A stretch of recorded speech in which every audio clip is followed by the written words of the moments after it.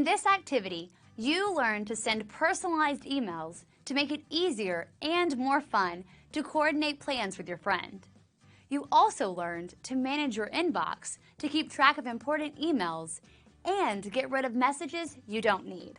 You used your Gmail account to reply to emails, change the format of the text, attach files, insert links and images, determine email trustworthiness, and delete and report emails as spam.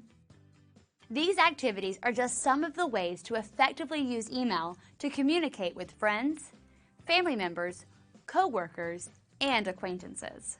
Email also may be used to apply for a job, participate in a parents group, communicate with religious leaders, schedule time to volunteer at a local organization, discuss projects with a teacher, supervisor, or a coworker, share photos with a group of friends. Continue using your Gmail account to write new messages, or include another friend in the conversation you already started. To do this, open the last email you received from your partner, or from yourself. Click Reply. Next to your friend's name, type another email address. To practice, use your email address again, your partner's email address, or another person from your class. Type a note to both friends.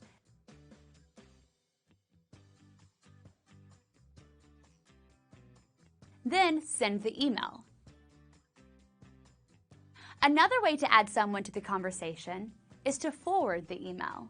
Instead of clicking Reply, which will send a message back to the original sender, click Forward.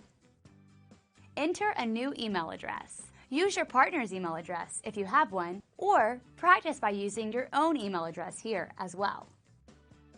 Write a message to explain why you're forwarding the email.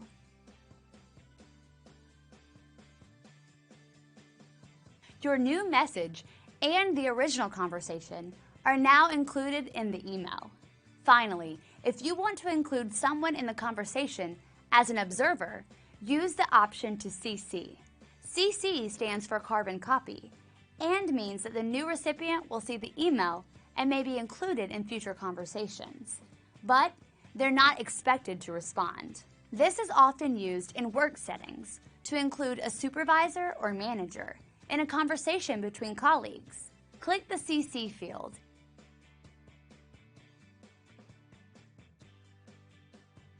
and add an email address. Send the email.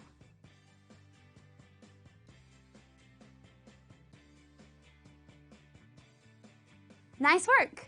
You've learned how to add more recipients to your emails and continue conversations with additional people. If you are using a public computer and you are done working, sign out of your Google account. And close all browser tabs and windows.